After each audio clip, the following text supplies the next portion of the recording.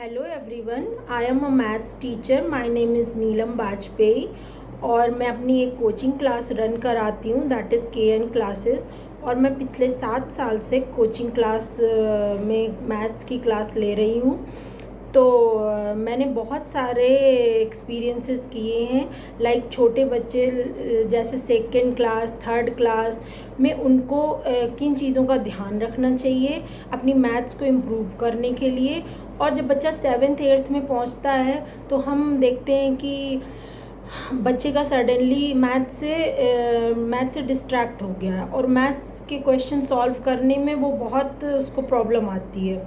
तो इन सारी प्रॉब्लम को देखते हुए, इन सारे चीज़ों को अवॉइड करने के लिए या हम अपने बच्चे को बेहतर मैथ्स में कैसे बना सकते हैं, तो उसके लिए कुछ टिप्स हैं या कुछ चीज़ों को हमें फॉलो करना चाहिए as a teacher, as a parents. जैसे जब हम बच्चे सेकेंड थर्ड में हैं तो उनका बच्चा जिस क्लास में है, बच्चा जिस क्लास में उसका सिलेबस उसी टाइम फिनिश होना चाहिए। सपोज़ अगर बच्चा सेकेंड क्लास में है और उसको 2 डिजिट के सम मतलब चल रहे हैं उसके सिलेबस में, या 3 डिजिट के सम चल रहे हैं, उसका 2 डिजिट का मल्टीप्लिकेशन है, 2 डिजिट का एडिशन है, तो बच्चे का वो डाउट या वो प्रॉब्लम वहीं उसी क्लास में सॉल्व हो जानी चाहिए। ऐसा नहीं होना चाहिए कि चलो एडिशन बच्चे को प्रॉब्लम है तो नेक्स्ट क्लास में ये सीख लेगा। अगर हम ये करेंगे कि बच्चा नेक्स्ट क्लास में सीख लेगा तो नेक्स्ट क्लास में फिर उसका कोर्स बढ़ जाएगा, फिर उसको पिछला भी सीखना है और अगला भी सीखना है, तो वो दोनों चीज़ें बढ़ती जाएंगी, यानी बैकलॉग क्रिएट हो जाएगा। तो it will create a big problem for child.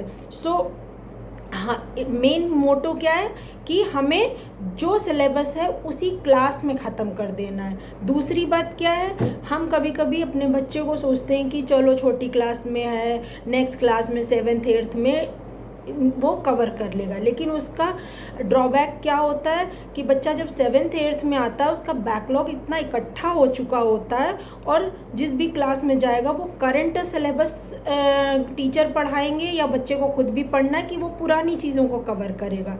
इससे क्या होगा, बच्चे को आप ट्यूशन लगवाएंगे तो या कोचिंग में भेजेंगे, उसका कोई बेनिफिट नहीं होगा। क्यों? टीचर भी करंट चीज़ पढ़ाएगा, वो पुरानी चीज़ों को कैसे कवर कराएगा। दूसरी चीज़ क्या है, बच्चे का जब पुरानी चीज़ें नहीं आती होती हैं तो उसे क्लास में भी इन्फीरियरिटी फील होती है। जब बच्चा इन्फीरियरिटी फील करता है फिर क्या करता है, वो उस सब्जेक्ट से पीछे हटने लगता है, उससे वो मन चुराने लगता है, और हम उसको क्या नाम देते हैं कि बच्चा मैथ्स में वीक है। बच्चा मैथ्स में वीक, कोई भी बच्चा किसी भी सब्जेक्ट में वीक नहीं होता है। डिपेंड करता है उसके डाउट्स, उसके फंडामेंटल किस स्टेज वाइज क्लियर होते जाए। अगर बच्चा 3rd क्लास में तो उसको 3rd से रिलेटेड सारी चीज़ें मैथ्स की आनी चाहिए, या 4th में है तो उसको सारे फंडे 4th क्लास के आने चाहिए। अगर बच्चा 7th 8th में है, यानी कि अब मैं बात कर रही हूँ 7th 8th के बाद जब बच्चा मतलब 10th या 12th में पहुँचता है, तो सभी मोस्टली गार्जियन बोलते हैं कि 12th का सिलेबस बहुत ज़्यादा है और या 11th का सिलेबस बहुत ज़्यादा है, बच्चा कैसे कवर करेगा, और फिर बच्चा भी परेशान होता है। यानी कि जब 11th 12th में 16 चैप्टर 15 चैप्टर का सिलेबस आता है तो बच्चा बहुत परेशान हो जाता है और फिर वो मतलब दूसरी स्ट्रीम चूज़ करता है या कोई ईजी वे ढूंढने की कोशिश करता है। यानी कि क्यों? क्योंकि उनके 7th 8th के डाउट्स क्लियर नहीं, उनके वही फंडामेंटल यानी उनके बेसिक्स ही मजबूत नहीं है। तो मैथ्स के लिए मैथ्स इज़ नॉट अ रट्टाफिकेशन, यानी आप कोई भी चीज़ मगअप करके नहीं कर सकते। अगर आप एक छोटा सा फॉर्मूला भी लर्न कर रहे हैं तो उस टाइम पे उसे लर्न कराया जा रहा है, लेकिन वो कहीं पे कभी क्रिएट किया गया है। ठीक, तो everything is created, not written, मतलब ऐसे ही नहीं लिखी गई है, वो सारी चीज़ें क्रिएटेड है। तो सभी बच्चों से मैं ये रिक्वेस्ट करती हूँ कि वो बच्चा जिस क्लास में है उस क्लास की सारी चीज़ों को प्रॉपरली उसी क्लास में फिनिश करें, नेक्स्ट क्लास के लिए ना रखें। ना ये सोचे कि भाई 100 नंबर का पेपर है तो मैं 50 ले आऊँगा, 60 ले आऊँगा। यहाँ पे वो मैटर नहीं करता है। अगर आपका 100 नंबर का पेपर है, ज़रूरी नहीं आपके 100 में 100 आए, लेकिन आपके बेसिक्स क्लियर होने चाहिए, आपके फंडामेंटल क्लियर होने चाहिए। एंड सेकेंड थिंग कि आपको किसी भी आजकल ये जैसे कि लॉकडाउन चल रहा है तो बहुत सारी ऑनलाइन कोर्सेज, बहुत सारे जो ये मतलब प्रॉमिस कर रहे हैं कि हम बच्चे को बिल्कुल एकदम इजी वे में सिखा देंगे, इजी वे में करवा देंगे. So no need to join so many classes, so many online classes. Your syllabus book is sufficient for you. And अगर आप अपनी सिलेबस बुक, चाहे आप CBSE बोर्ड हो, UP बोर्ड हो, या आप ICSE बोर्ड हो, कोई भी बोर्ड हो, आपका जो सिलेबस बोर्ड प्रोवाइड कर रहा है, जो गवर्नमेंट बुक है, sometimes you can practice from your supplementary book.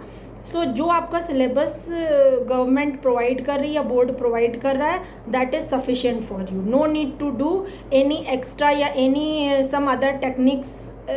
आपको सीखने की ज़रूरत नहीं है. अपना आप सिलेबस पूरा करिए. आपके सिलेबस में जो कुछ भी है उसके फंडामेंटल क्लियर होने चाहिए.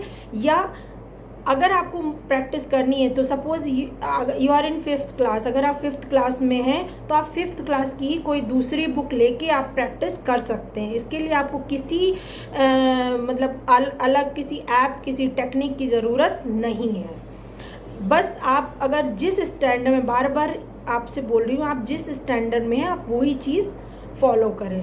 अब रही बात अगर आप बड़ी क्लास की, जैसे सपोज़ 10th 12th में हैं, तो आप अपना एक फिक्स बनाइए कि आज मुझे ये चीज़ ख़त्म करनी है या मुझे इतना चीज़ ख़त्म करना है. और कोई भी चीज़ रटने की ज़रूरत नहीं है, चाहे आप किसी भी क्लास में हो. अगर आप कंसेप्ट वाइज लर्निंग कर रहे हैं, आप प्रॉपर डाउट्स आपके उसी टाइम क्लियर हो रहे हैं, तो आपको कोई भी चीज़ कभी भी मगअप करने की ज़रूरत नहीं पड़ेगी. और मैं 11th 12th वाले बच्चों से ये कहूँगी कि वो बोर्ड का एग्ज़ाम अगर होता है उनका, तो उसमें डरने की ज़रूरत नहीं है. क्यों? कि बोर्ड है.